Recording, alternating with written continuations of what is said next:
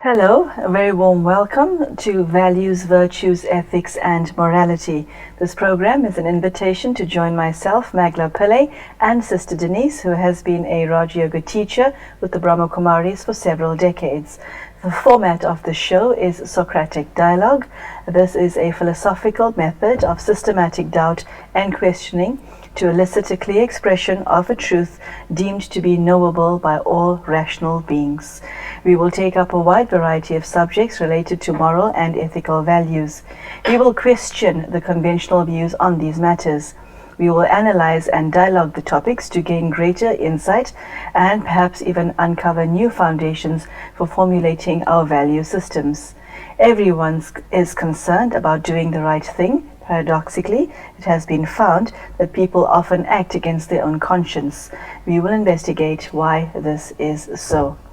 Today's topic is morality and gender, and I would like to welcome Sister Denise to the studio today. Sister Denise, very warm welcome. Thank you, Mangela. This subject has taken greater front stage, as it were, in today's times because of the shock of violence against especially vulnerable members of society. But we're not here just to look at them, we're here to look at the entire subject of morality and gender. Why is this topic of interest to you? I think ultimately it's of interest because it's about human suffering, and women are more than half the population of the world. I think there are very few women who are fully in their power and recognized, appreciated, given due regard, respect, and so on in the world, because the majority of cultures and societies are biased against women. And I think that the ethics and morality of our society actually sustains that bias and possibly even caused that bias. And because we're so much concerned about what are the foundations of ethics, morality and values in this show, I'm really wanting to take a look at how the patriarchy has actually caused damage, although it was in the name of perhaps protecting women. I think in the early period of time when all of these things were created, were thought out and so on, the idea of the relationship between males and females was that the man is the protector, the god, the provider, the helper, the one who takes care of the outside, while the woman is the one who takes care of the inside. But what has happened over time is that it's become very rigid, and in the process it's also become very antagonistic towards the women, not allowing women many things. The right to vote is relatively recent. The right to own property for women is not there very often because of an assumption that women are irresponsible, that they don't know how to look after wealth. But the statistics and any kind of research done on this shows that the beliefs about women are pretty much the opposite of the reality. And so these beliefs are basically prejudices. And now where do prejudices come from? I think that a lot of it goes back to the philosophies, the scriptures, the religions, which have written down these ideas, and which have then been interpreted as the ages have gone by in such a ways that the women's position is more and more untenable. And so at this present time, while you've got a lot of rights, you've also got far more violations of those rights. And I think that the ethical system, the mores of the society, which is the morality, is really biased against women and girls. You've explained to us how society managed to reach this point. How does spirituality redress that? Well, spirituality says that a person enters a body, so that the body is not the person. Conventional beliefs are that the body is the person. And so what spirituality says is the soul, the spirit of a person, is genderless. And so in that case, whether you're a spirit embodied in a female body or a spirit embodied in a male body, you're still the same genderless spirit. And if you bring in the concept of reincarnation, which exists in some societies, very much so in India, then the spirit can just as easily take a female birth in one lifetime and a male birth in another lifetime, and continue shifting in such a way that you cannot really say whether a person is male or female. You know, and this is a very new idea. It's a very deep idea, but it's fundamental to the idea of having a spiritually based system of ethics and morality. Sister Denise, from what you said, I've gleaned that there should be more respect to the vulnerable members of society as is being currently accorded to them. And how does one begin if you're a woman who's feeling suppressed and oppressed, begin to change that from within yourself?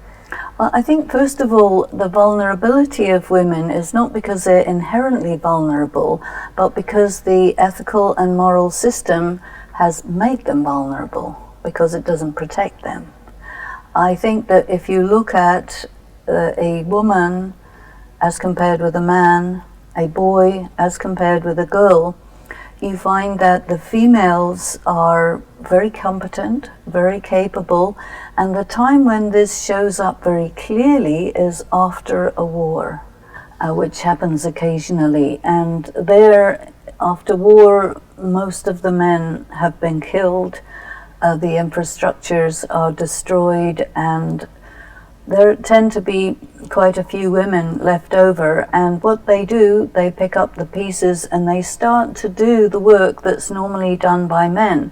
And at the end of the Second World War, where there were millions of people killed, and it was also coinciding with a time when the whole question of women's rights and so on was emerging.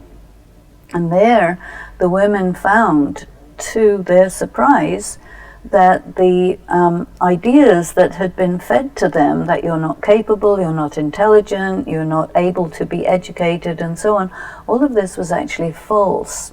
And so they gained a great deal of self-respect, self-empowerment by starting to do these things. And they found that they could do everything, whatever men could do. And so it changed the mentality. And I think that also went a long way to enabling a shift in the social attitudes towards women and girls, so that on the one hand something really bad happened, but out of that really bad thing came something really good. And I think this is a phenomenon that we see in many cases.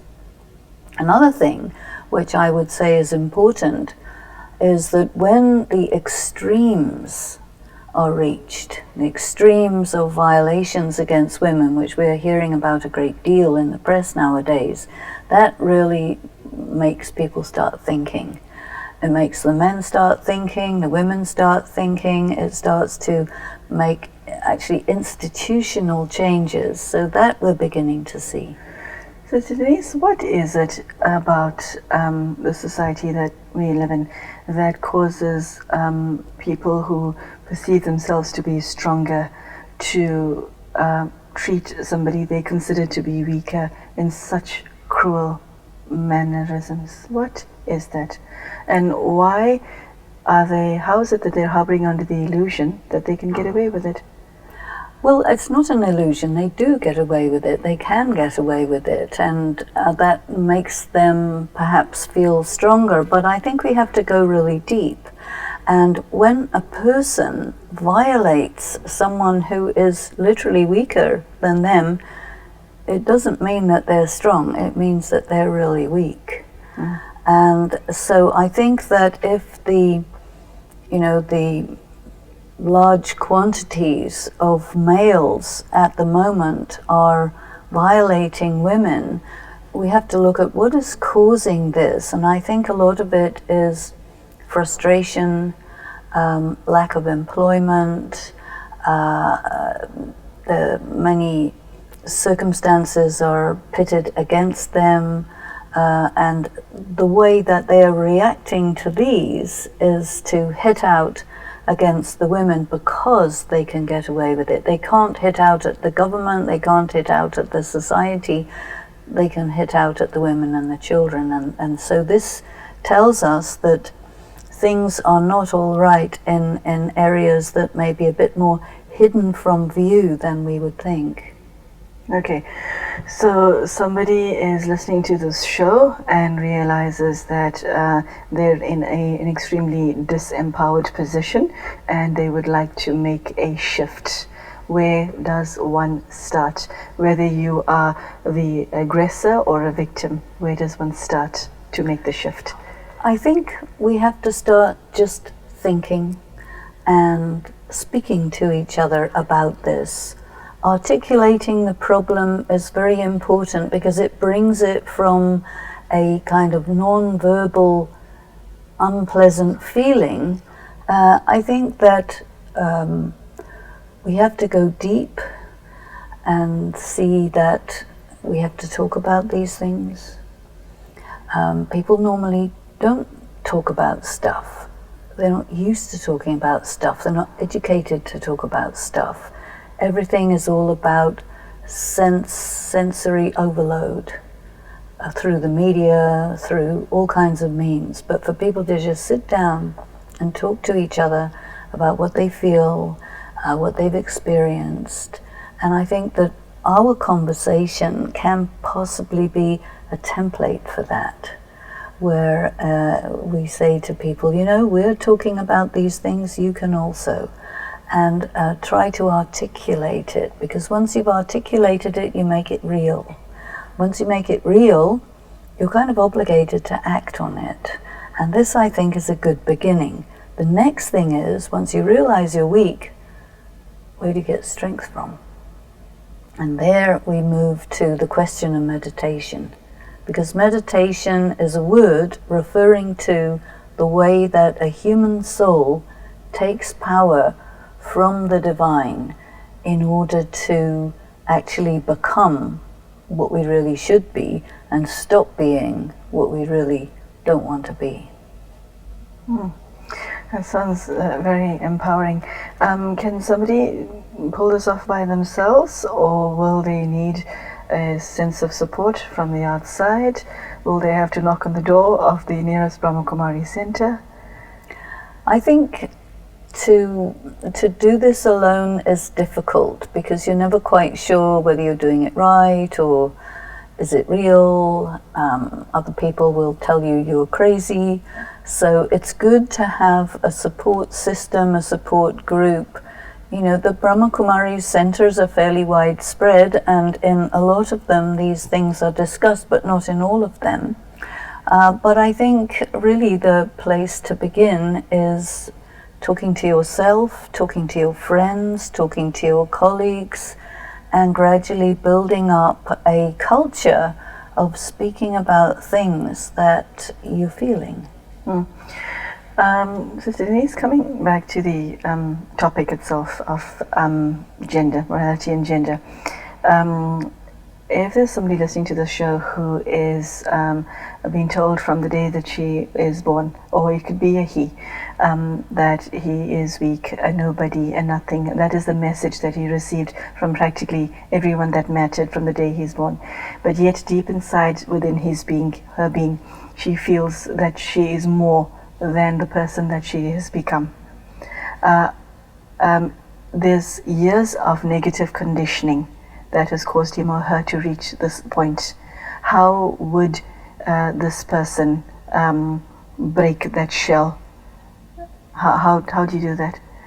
How do you face yourself to embark on that journey?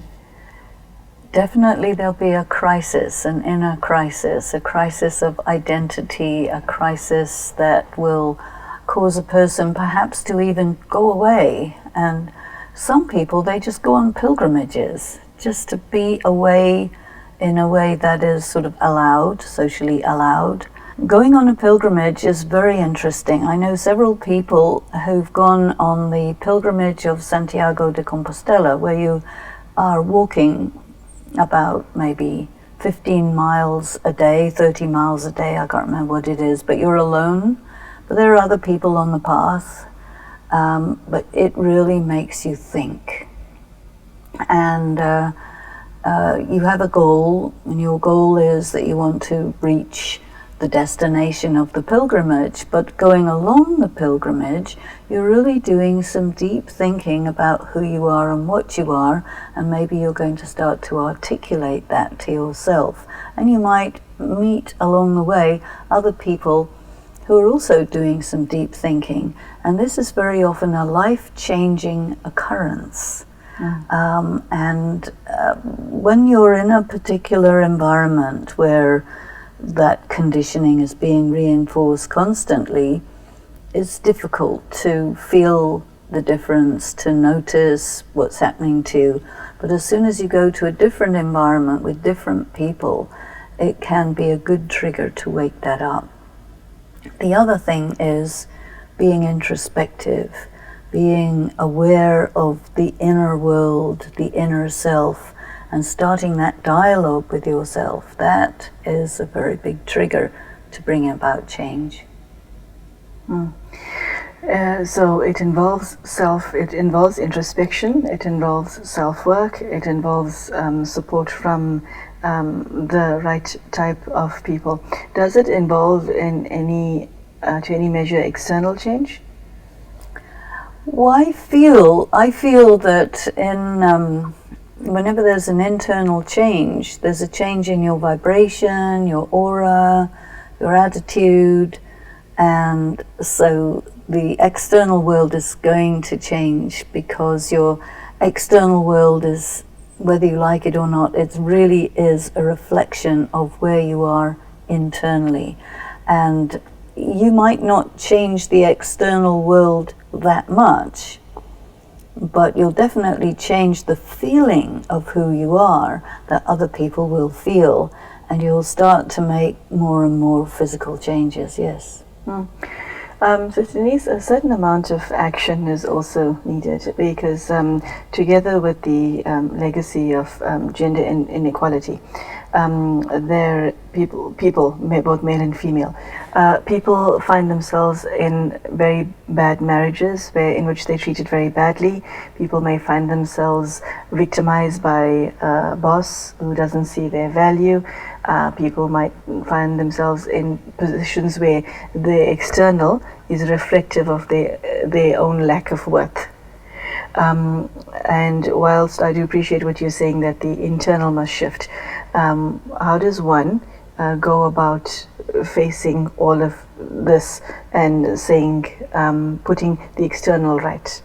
How does one change that? Because that's part and parcel of morality and gender, is it not? I think the inner shift is key and crucial, because from that you're then ready to speak to other people, which you would never have dared to do before. Talking to other people about your situation means you're no longer experiencing it in isolation. When you're in isolation in a bad situation, that isolation perpetuates it.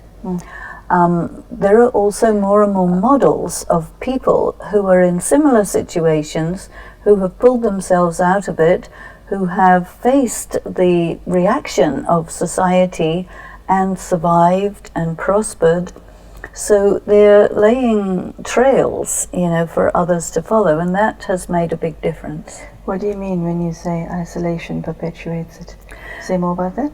A woman within a bad marriage is also told you have to make it look like it's a good marriage. And so all the people around her put her in that position where she has to pretend everything is okay. That puts her in isolation because she's not allowed by the society to be truthful. So the only truth is when she talks to herself in isolation. The rest of the time she has to put on a good face, dress up, smile, and everything is fine. But behind that it's not. Now, as soon as she starts talking to other people about it, she starts to get support. And maybe she can even get people who will help her and give her that sense that she's got, people to fall back on if she decides she will actually leave the situation. Because the society threatens women that, a woman who leaves a marriage means she's a bad woman, you see. And that is a prejudice. A woman who leaves a bad marriage doesn't mean she's a bad woman. And so we're challenging that assumption. And that is part of the conventional ethics and morality, which is putting women in a very vulnerable position. You see, it's not that she is vulnerable, they make her vulnerable. I see. Sister Denise, thank you. I think that's all we have time for today. It's been an extremely enlightening half an hour. I hope that those of you watching the show enjoyed it as much as I did. And I also hope that you are able to extract some gems from Sister Denise's talk, take it home to your friends and family, and I hope it is of some use in your life. Thank you very much for joining us today, and goodbye.